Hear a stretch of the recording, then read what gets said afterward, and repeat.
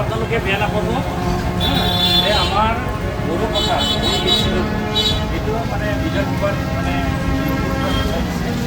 যে যিটো সুজিত দাস ডাঙৰীয়া অধ্যক্ষ হোৱাৰ পিছত এটা মানে কাম কৰিছে তাৰ পৰা আমাক বুজা যায় যে বড়ো ভাষাটো বা বড়োসকলক যে অসমীয়া বিলাকে যে একেবাৰে যে ঘৃণা কৰে সেইটো মানে প্ৰকাশ হৈছে।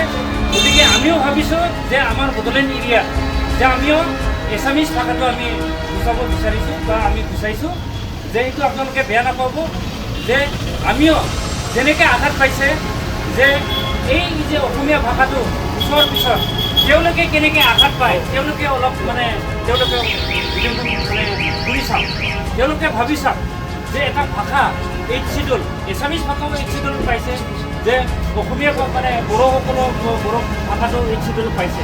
গতিকে দুইটাও যিটো মৰ্যাদা পোৱা এটা মানে এইচ চিডুলৰ মৰ্যাদা পোৱা এটা মানে ভাষা।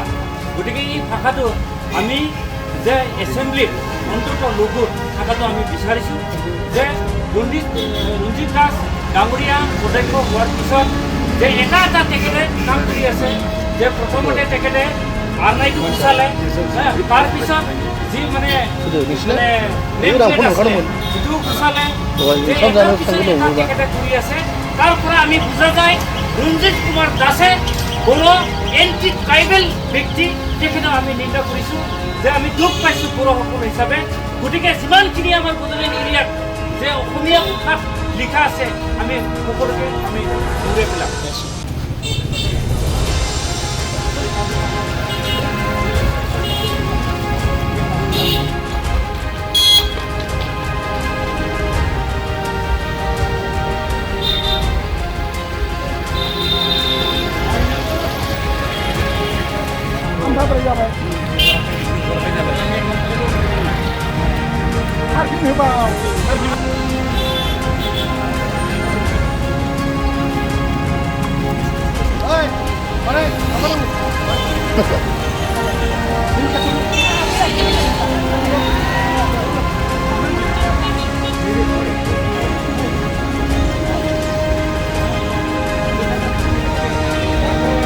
Mau saya mau dah.